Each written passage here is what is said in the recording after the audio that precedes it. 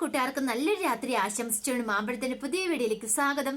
ആദ്യമായിട്ട് കാണുന്നവരാണെങ്കിൽ ചാനൽ ഇഷ്ടപ്പെട്ട് ഒന്ന് സബ്സ്ക്രൈബ് ചെയ്യാൻ മറക്കരുത്. അതോടൊപ്പം തന്നെ കണ്ടുകൊണ്ടിരിക്കുന്ന എല്ലാവരുടെ സപ്പോർട്ടിലേക്കും തുടർന്ന് പ്രതീക്ഷിച്ചുകൊണ്ട് നമുക്ക് നേരെ ഗീതുവിന്റെ ഗോവിന്ദന്റെ ഒക്കെ നാളത്തെ ഒരു അടിപൊളി പ്രമോ വിശേഷത്തിലേക്ക് അങ്ങോട്ട് പോയാലോ. നാളത്തെ പ്രമോ വിശേഷത്തെ കാണിച്ചിരിക്കുന്നത് അങ്ങനെ തന്റെ പ്ലാനുകളൊക്കെ വിജയിക്കാതെ വന്നു കഴിഞ്ഞപ്പോഴത്തേനും രാധികാമ്മ അടുത്ത പ്ലാനുകളും പദ്ധതികളും ഇറക്കുവാണ്. ഗോവിന്ദന്റെ ഉള്ളിൽ സംശയത്തിന്റെ വിഷവിത്തുകളൊക്കെ പാകാനായിട്ട് രാധികാമ്മ ശ്രമിക്കുകയാണ്.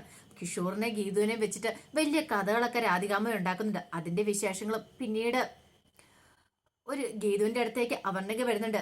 അപർണയ്ക വന്നതിന് ശേഷം ഗീതുവിനോട് വരുണിനെ കുറിച്ചുള്ള കാര്യങ്ങളൊക്കെ ചോദിക്കുകയാണ്.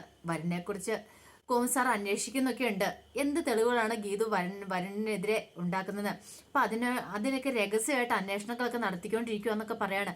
അതിന്റെ വിശേഷങ്ങളൊക്കെയാണ് നാളെ നമ്മൾ കാണാൻ പോകുന്നു പറഞ്ഞിട്ടുണ്ടെങ്കിൽ, ഇന്നൊക്കെ തന്നെ നമ്മൾ അവസാനം കണ്ടേന്ന് പറഞ്ഞിട്ടുണ്ടെങ്കിൽ രാധികാമ്മ എങ്ങനെ ഗീതുവിനെയും അതോടൊപ്പം രഞ്ജുവിനെയും അറക്കൽ വീട്ടിൽ നിന്ന് പുറത്താക്കണം, അതിന് എന്തെങ്കിലും കുതന്ത്രപ്പണി ഒപ്പിച്ചേ പറ്റുള്ളൂ. ആദ്യം നമ്മുടെ ഗീതുവിനെ സമീപിച്ചു. അതിന് വേണ്ടിയിട്ട് ഗീതുവിന്റെ അടുത്ത് വന്ന് രഞ്ജുവിനെ തകർക്കാനായിട്ട് കൂടെ നിൽക്കാമെന്ന് ചോദിച്ചു. പക്ഷെ ഗീതു ആരാ മോള്? ഗീതുവിന് അറിയാലോ രാധികാമ്മയുടെ കുതന്ത്രമൊക്കെ എത്ര മാത്രമാണെന്ന്. ഗീതു സമ്മതിച്ചില്ല. അവസാനം നേരെ ഗോവിന്ദന്റെ അടുത്തേക്ക് ചെല്ലുവാണ്. ഗോവിന്ദന്റെ അടുത്തേക്ക് എന്നിട്ട് പറഞ്ഞു, അല്ല നിനക്ക് നാണമുണ്ടോ ഗോവിന്ദനിക്ക്? എന്താ അമ്മയ്ക്ക് എന്താന്ന് ചോദിക്കണം. അല്ല എപ്പോ നോക്കിയാലും കിഷോർ ഗീതുവിന്റെ മുറിയിലാണല്ലോ എന്ന് ചോദിക്കണം, ഗീതുവിന്റെ ക്യാബിനില്. അതിനിപ്പോ എന്താ, കിഷോർ എന്തൊരു ആവശ്യത്തിന് ചെല്ലുന്നതായിരിക്കും, ഡൗട്ട്സ് ക്ലിയർ ചെയ്യണ്ട. ഇതും പറഞ്ഞുകൊണ്ട് നീ ഇവിടെ ഇരുന്നോ കേട്ടോ, നീ ഇതൊന്നും നോക്കുവൊന്നും വേണ്ട. നീയാണെങ്കിൽ നിന്റെ ഫ്രണ്ടിനെ കയറ്റി മുറി വെച്ചേക്കുന്നു, അവളുടെ കാമുകനെ കയറ്റി മുറി വെച്ചേക്കുന്നു. രണ്ടുപേരും ഇപ്പൊ കണക്കാന്ന് പറയണം. അമ്മ എന്തൊക്കെ വൃത്തികേടുള്ള അമ്മയെന്ന് പറയുന്നതെന്ന് ചോദിക്കണം. ഞാൻ പറയുന്നതിന് തെറ്റാണോ? എപ്പോ നോക്കിയാലും കിഷോർ ആ മുറിയിലേക്ക് പോകുന്നതാണ്. ഇതിന് മാത്രം എന്താ അവർക്ക് ചർച്ച ചെയ്യാനുള്ളതെന്ന് ചോദിക്കണം. ഓ പഴയ കാമുകനാണല്ലോ, അപ്പൊ കുറെ കാര്യങ്ങളൊക്കെ പറയാനുണ്ടാവും പറയാം. അമ്മേ വേണ്ടാത്ത അനാവശ്യങ്ങളൊന്നും പറയലെന്ന് പറയാം. നീ ഇങ്ങനെ ഇവിടെ ഇരുന്നോ കേട്ടോ, അവസാനം നിന്നെ ഇല്ലാതാക്കിയിട്ട് നിന്റെ സ്വത്തുക്കളൊക്കെ തട്ടിയെടുക്കാനാന്ന് തോന്നുന്നു ഗീതുവിന്റെ പ്ലാനിങ്. നിനക്ക് അറിയത്തില്ലാഞ്ഞിട്ടാ. ഈ അമ്മേനെങ്കിൽ നിനക്ക് വിശ്വാസങ്ങളെ വേണ്ട, അനുഭവത്തെ വരും പഠിച്ചോളൂ എന്ന് പറയണം. അല്ലേ തന്നെങ്കിൽ ഇപ്പൊ ഈ CCTV എങ്ങനെ കേടായത്? CCTV വർക്ക് ആവുന്നുണ്ടോ റൂമില്? ഇല്ലല്ലോ. അവളത് മനഃപൂർവ്വം ചെയ്തേക്കുന്ന, റൂമിൽ നടക്കുന്ന ഒരു കാര്യങ്ങൾ പോലും ആരും അറിയരുത്, അതിനുവേണ്ടി ചെയ്തു വെച്ചേക്കുന്ന കാര്യങ്ങളാ. ഇനി ഞാൻ കൂടുതൽ പറയണോ? ഒരു അമ്മയെന്ന നിലയിൽ എനിക്ക് ഇത്രയൊക്കെ പറയാൻ പറ്റുള്ളൂ എന്ന് പറയണം. കോന്ന് പറഞ്ഞ, അമ്മേ അങ്ങനെയൊന്നും ഉണ്ടാവില്ല, എനിക്ക് ഗീതുവിനെ വിശ്വാസം എന്ന് പറയാം. നീ ഇങ്ങനെ വിശ്വസിച്ചോണ്ടിരുന്നോട്ടോ, നിന്നെ അവള് മനഃപൂർവ്വം പറ്റിച്ചോണ്ടിരിക്കുക, വഞ്ചിച്ചോണ്ടിരിക്കുക എന്ന് പറയാ. എനിക്കൊരു കൂടുതലൊന്നും പറയാനില്ലെന്ന് പറയാം. അങ്ങോട്ട് എഴുന്നേറ്റ് പോയി കഴിഞ്ഞപ്പോൾ ഗോവിന്ദന് സംശയം, ഇനിയിപ്പോൾ അമ്മ പറയുന്നവർ എന്തെങ്കിലും കാര്യങ്ങളൊക്കെ ഉണ്ടോ? ഗീതയോട് തനിക്ക് സംശയം. ഇതുവരെ അങ്ങനെ സംശയങ്ങളൊക്കെ ഉണ്ടായിട്ടില്ല. കിഷോറിനോട് അങ്ങനെ ഒരു അടുപ്പ് ഇനി ഗീത കാണിക്കില്ല. തനിക്ക് ശരിക്കും മനസ്സിലായതാണ്. അവൻ അത്രയ്ക്ക് വൃത്തികെട്ടവനാന്ന് ഗീത മനസ്സിലാക്കി കഴിഞ്ഞിട്ടുണ്ട്. ഇനി ഒരു കാരണവശാലും അവനെ സ്നേഹിക്കില്ല. അവർണിയായിട്ട് കല്യാണം കഴിഞ്ഞല്ലേ, പോരാത്തൻ അവർണിക്ക് ഇപ്പൊ പ്രഗ്നന്റും കൂടെയാണ്. അങ്ങനെയുള്ള സാഹചര്യത്തില് ഗീത എന്തിനാ അവന്റെ അടുത്തേക്ക് പോകണം? അതൊക്കെ വെറുതെ അമ്മയ്ക്ക് തോന്നലുകളാ, അമ്മയുടെ ഉള്ളിലുള്ള തോന്നലുകളാ. അങ്ങനെയൊന്നും സംഭവിക്കില്ലെന്ന് ഗോവിന്ദന് മനസ്സിലുണ്ട്. ഈ സമയത്ത് കിഷോറിന്റെ ക്യാബിനിൽ നിന്ന് ഗീതൊരു ക്യാബിനിൽ നിന്ന് കിഷോർ അങ്ങോട്ട് ഇറങ്ങുമായിരുന്നു കേട്ടോ. ഗീതുവിനാണെങ്കിൽ വല്ലാത്ത ടെൻഷനായിപ്പോയി. കിഷോർ എന്താ ഇങ്ങനെ സ്വഭാവം കാണിക്കുന്നത്, എന്തൊക്കെ വൃത്തികേടുകളാണ് അവൻ വിളിച്ചു പറഞ്ഞു. അതൊക്കെ ഓർത്തിട്ട് ഗീതുവിനെ അടിമുടി പെരുത്ത് കയറി. പിന്നീട് ഗീതുവിന്റെ അടുത്ത് നിന്ന് കിഷോർ മുറിയിലേക്ക് എന്ന് കഴിയുമ്പോഴത്തേക്ക് ക്യാബിലേക്ക് എന്ന് കഴിയുമ്പോഴത്തേനും അവിടെ അപർണിക ഇരിപ്പുണ്ടായിരുന്നു. അപർണയെ കണ്ട് ഇവിടെ തന്നെ പറഞ്ഞു, അല്ല സോറി കേട്ടോ അപർണിക, ഞാൻ ആ കുഞ്ഞിനെ ഇല്ലാതാക്കാനായിട്ട് പറഞ്ഞു എന്നോട്, അങ്ങനെയൊന്നും ചെയ്യരുതായിരുന്നു. എനിക്കിനി ആ കുഞ്ഞിനെ സ്നേഹിക്കാൻ പറ്റുമെന്നൊക്കെ പറയാം. പെട്ടെന്ന് അപർണ ചോദിച്ചു, അതെന്താ പെട്ടെന്ന് ഇപ്പൊ ഇങ്ങനെ ബോധോദയം ഉണ്ടായിട്ട്? ഓ മറ്റുള്ളവർ പറഞ്ഞാലോ നീ ഇപ്പൊ അനുസരിക്കുള്ളോ? ഞാൻ പറഞ്ഞ നിനക്ക് വിശ്വാസമില്ലല്ലേ, നിനക്ക് എന്നെ ഇഷ്ടമില്ലല്ലേ? ഇപ്പൊ ഗീതാഞ്ജലിയുടെ മുറിയിൽ ചെന്ന് കഴിയുമ്പോഴത്തേനും ഗീതാഞ്ജലി നിന്നെ ഉപദേശിച്ചു, അപ്പൊ നിന്റെ മനസ്സ് മാറിയോ? കിച്ചു ഇത്ര പെട്ടെന്ന് ചോദിക്കാണ്. അല്ല അത് പിന്നെ എനിക്ക് കൂടുതലൊന്നും പറയണ്ട, എനിക്ക് മനസ്സിലായി.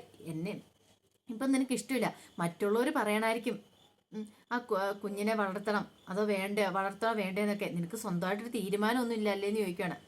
കിഷോറിന് മനസ്സിലായി അപർണയുടെ ഉള്ളിൽ കുറെ സംശയങ്ങളൊക്കെ ആയി തുടങ്ങിയിട്ടുണ്ട്. ഗീത് പറഞ്ഞിട്ടാ താൻ അനുസരിച്ചേന്ന്, ഇതാണ് തനിക്ക് വേണ്ടതും. ഇങ്ങനെ വെച്ച് വേണം തനിക്കൊരു കളി മുന്നോട്ട് കൊണ്ടുപോകാനായിട്ട്, എങ്കിൽ മാത്രമേ താൻ ഉദ്ദേശിച്ച കാര്യങ്ങളൊക്കെ നടക്കുകയുള്ളൂ. പിന്നീട് കിഷോർ പറഞ്ഞു, നമുക്ക് കുഞ്ഞിനെ കളയണ്ട, കുഴപ്പമൊന്നുമില്ലെന്ന് പറയണ. അവരുടെ ഭയങ്കര സന്തോഷമായി. കിഷോർ ഇങ്ങനെയെങ്കിലും പറഞ്ഞല്ലോ. അപ്പൊ അതിനൊരു നന്ദി പറയാൻ വേണ്ടി നേരെ ഗീതാഞ്ജലിയുടെ മുറിയിലേക്ക് പോകുന്നുണ്ട്. അവിടെ ചെന്നപ്പോൾ ഗീതു ഇങ്ങനെ ഓരോന്ന് ആലോചിച്ചുകൊണ്ടിരിക്കുന്നു. അവരുടെ മൊത്തം സന്തോഷം കണ്ടപ്പം ഗീതിച്ച് എന്ത് പറ്റിയെന്ന് ചോദിക്കണം. ഗീതു നന്നായിട്ട് ഉപദേശിച്ചായിരുന്നല്ലേന്ന് ചോദിക്കുകയാണ് കിഷോർ. അതെന്താ അങ്ങനെ ചോദിച്ചേ? എന്നോട് വന്നിട്ട് പറഞ്ഞു ഈ കുഞ്ഞിനെ നമുക്ക് വളർത്താന്നൊക്കെ പറഞ്ഞിട്ടുണ്ടെന്ന് പറയാണ്. എന്തോ ഒരുപക്ഷെ ഗീതാഞ്ജലി ഉപദേശിച്ചുകൊണ്ടായിരിക്കും കിച്ചു എന്നോട് അങ്ങനെ വന്ന് പറഞ്ഞത്. എന്ത് മായാജാലോ ഗീതു പ്രയോഗിച്ചെന്ന് ചോദിക്കുകയാണ്. ഞാനിങ്ങനെയൊന്നും കൂടുതൽ പറഞ്ഞൊന്നുമില്ല. ജസ്റ്റ് ചെറുതായിട്ടൊന്ന് പറഞ്ഞോളെന്ന് പറയാം. എന്താണെങ്കിലും നല്ല കാര്യം തന്നെ കേട്ടോ. എൻ്റെ ജീവൻ ഇപ്പം പിടിച്ചു നിർത്തിയേക്കുന്ന ഈ വയറ്റിലുള്ള കുഞ്ഞു മാത്രം ഞാൻ ചില സമയത്തൊക്കെ ആലോചിച്ച് പോവാം. കിഷോറിൻ്റെ ഇപ്പോഴത്തെ പെരുമാറ്റം അതെന്നെ ഒത്തിരി വേദനിപ്പിക്കുന്നുണ്ട് ഗീതു എന്ന് പറയണം. ഗീതുന് വല്ലാത്ത സങ്കടം. കിഷോർ ഇങ്ങനെ ആവുന്ന ഒരിക്കലും പ്രതീക്ഷിച്ചില്ല. കല്യാണം കഴിഞ്ഞ് കഴിയുമ്പോഴും നേരെ ആവുന്നുള്ള പ്രതീക്ഷയായിരുന്നു. പക്ഷെ എല്ലാം തകിടം പറഞ്ഞേക്കുക. നീ പറഞ്ഞിട്ട് കാര്യമില്ലോ. തന്നെക്കുറിച്ചും കിഷോറിനെ കുറിച്ചുള്ള പഴയ കഥകളൊക്കെ അറിഞ്ഞിട്ടുണ്ടെങ്കിൽ എങ്ങനെ അപർണിക പ്രതികരിക്കുമെന്ന് പോലും അറിയില്ല. അതൊന്നും പറയാതിരിക്കുന്നതായിരിക്കും നല്ലത്. പിന്നീട് അപർണ പറഞ്ഞു, അതെ വേറൊരു കാര്യം കൂടി ഉണ്ട് കേട്ടോ. വരുൺ സാറില്ലേ, വരുൺ സാറിനെ കുറിച്ചുള്ള ഡീറ്റെയിൽസ് ഒക്കെ എങ്ങനെ ഗീതുവിന് കിട്ടിയത്, അല്ലെങ്കിൽ ഗീതു എന്തൊക്കെ തെളിവുകളാണ് ശേഖരിക്കുന്നതിനെ കുറിച്ച് ഒരു രഹസ്യ അന്വേഷണം തന്നെ ഗോവിന്ദ് സാർ ഇവിടെ നടത്തുന്നുണ്ടെന്ന് പറയാം. അല്ല അതെങ്ങനെയാ അപർണയ്ക്ക് മനസ്സിലായത്? അതൊക്കെ എനിക്ക് കിട്ടിയ വിവരങ്ങളാണ്. അതിനെക്കുറിച്ചൊക്കെ അന്വേഷിച്ചുകൊണ്ടിരിക്കുന്നുണ്ട്. ഗീതാഞ്ജലിക്ക് എന്ത് രേഖകളൊക്കെയാണ് കിട്ടിയെന്നൊക്കെ ഉള്ളത്. അതുകൊണ്ട് ഗീതു സൂക്ഷിച്ചിരുന്നു. ഒരു പക്ഷേ വരുൺ സാർ ഗീതുവിനെ പൂട്ടാനും സാധ്യതയുണ്ടെന്ന് പറയും. ഏയ് അങ്ങനെയൊന്നും സംഭവിക്കില്ല എന്ന് പറയണം. എനിക്കറിയാമെന്ന് പറയണം. എപ്പോഴും ഒരു കണ്ണുള്ളത് നല്ലതാണ്. നമ്മുടെ മുന്നിലും പുറയിലും ആരാ നമ്മളെ ചതിക്കുന്നത്, എപ്പോഴാണ് ചതിക്കുന്നത് പറയാൻ പറ്റില്ല എന്ന് പറയണം. പിന്നീട് ചോദിച്ചു, അല്ല ഇവിടെ വന്നപ്പോൾ നല്ലൊരു സ്മെല്ലുണ്ടല്ലോ. ഇതേ സ്മെല്ല് തന്നെ ഞാൻ ഗോവിന്ദ് സാറിന് മുറിയിൽ ചെന്നപ്പോഴും എനിക്ക് കിട്ടിയെന്ന് പറഞ്ഞാൽ. അത് കൊള്ളാലോ. ആ സ്മെല്ലേ എന്താ ഇങ്ങനെ ഇവിടെ വന്നേ നിൽക്കോ? ഇടയ്ക്കിടയ്ക്ക് ഒരു ഇന്റർവെൽ സമയമുണ്ടല്ലോ, ആ സമയത്ത് ഗ്യാപ്പിൽ പോയി കെട്ടിപ്പിടിച്ച് ഉമ്മ വെക്കുന്നുണ്ടല്ലേ കൊച്ചു കള്ളി. എന്നിട്ട് ഒന്നും അറിയാത്ത ഇവിടെ തിരിച്ചു വരുമല്ലേ എന്ന് ചോദിക്കുകയാണ്. ഇത് കേട്ട് കഴിഞ്ഞപ്പോഴത്തേന് ഒരു കള്ളച്ചിരി മാത്രമാണ് ഗീത് പാസ്സാക്കിയത്. പിന്നീട് അവർണെ അങ്ങോട്ട് ഇറങ്ങി പോവാണ്. അവർണെ ഇങ്ങോട്ട് ഇറങ്ങി ചെന്ന് കഴിയുമ്പോൾ കിഷോർ അവിടെ മാറി നിന്ന് ഫോൺ ചെയ്യുന്നുണ്ടോ. അപ്പോൾ അവർണയ്ക്ക് സംശയമായി, ഇതെന്താ ഇവിടെ വന്നിട്ട് പിന്നെ ഇങ്ങനെ മാറി ഒന്ന് ഫോൺ ചെയ്യുന്നത്. അവർണെ ഇങ്ങനെ കണ്ടപ്പോൾ പെട്ടെന്ന് കോളം കൂടെ കട്ട് ചെയ്യുവാണ്. അവർണയും കൂടി ചിന്തിച്ചു, ആരൊക്കിച്ചു എന്താ നിൽക്കണേ? ഏയ് അതെനിക്കൊരു അർജന്റ് കോൾ വന്നാന്ന് പറയാം. അവർണയ്ക്ക് സംശയമായി. പിന്നെ പെട്ടെന്ന് ആ ഫോണും കൂടെ പിടിച്ചു വാങ്ങണം. നോക്കി കഴിയുമ്പോഴോ ആ മറ്റേ കോളാ വന്നിരിക്കുന്നത്. ഇടയ്ക്ക് വിളിക്കണം. ഓഹോ അപ്പം അതാണ് കാര്യങ്ങൾ. അപ്പം തന്നെ പറ്റിച്ചുകൊണ്ടിരിക്കുകയാണ്. ഇതങ്ങനെ വെറുതെ വിട്ടിട്ട് കാര്യമില്ല. ഇതാരാണെങ്കിലും കണ്ടുപിടിക്കണം തന്നെ അവർണയ്ക്ക് തീരുമാനിച്ചു. അവർണയ്ക്ക് എന്ത് ചെയ്യുവാണ്, ആ നമ്പരെങ്ങ് എടുക്കുവാണ്. ഇത് പറഞ്ഞു, ഗിച്ചു നിനക്ക് കള്ളത്തരം ഉണ്ടെന്ന് പറഞ്ഞിട്ട് നീ സമ്മതിച്ചില്ല. പക്ഷെ എനിക്കറിയാം നിനക്ക് വേറെ ആരുമായിട്ട് എന്തോ ഒരു ബന്ധമുണ്ട്. അവരല്ലേ ഇപ്പം വിളിച്ചതെന്ന് നിൽക്കണം. ദേവർണിക നീ വെറുതെ പറയില്ലേ, ഏതോ ഒരു പെണ്ണ് വിളിച്ചു, ഞാൻ അവരെ ചീത്ത പറഞ്ഞിട്ട് ഫോൺ കട്ട് ചെയ്താന്ന് പറയണം.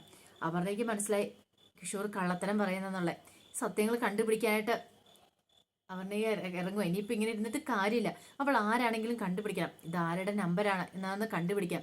അങ്ങനെ അപർണയെ എന്ത് ചെയ്യുകയാണ്, ആ നമ്പർ ആരുടെയാന്ന് കണ്ടുപിടിക്കാനായിട്ട് ഇറങ്ങിത്തിരിക്കുകയാണ്. അവസാനം ആ നമ്പറിന്റെ ഉടമയെ കണ്ടെത്തുകയാണ്. അത് ഗീതുവിന്റെ പേരിലുള്ള സിമ്മാന്ന് അറിഞ്ഞു കഴിഞ്ഞപ്പോൾ അതിന് അപർണ ഞെട്ടിത്തരിച്ച് നിൽക്കുക. അപർണയ്ക്ക് വിശ്വസിക്കാൻ പോലും പറ്റില്ല. ഗീതു ഇങ്ങനെ ഒരിക്കലും തന്നോട് ചതി ചെയ്യുമെന്ന് സ്വപ്നത്തിൽ പോലും കരുതിയില്ല.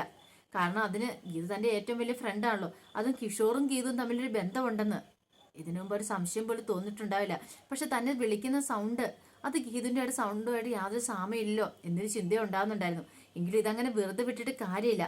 ഇതിൻ്റെ സത്യാവസ്ഥ അന്വേഷിച്ചറിയാൻ തന്നെ അവർണയ്ക്ക് തീരുമാനിക്കുകയാണ്. അപ്പോൾ അതിൻ്റെ വിശേഷങ്ങളൊക്കെയാണ് നാളെ കാണാൻ പോകുന്നു പറഞ്ഞിട്ടുണ്ടെങ്കിൽ ആ വിശേഷങ്ങൾക്കായി നമുക്ക് എല്ലാവർക്കും കാത്തിരിക്കാം കേട്ടോ.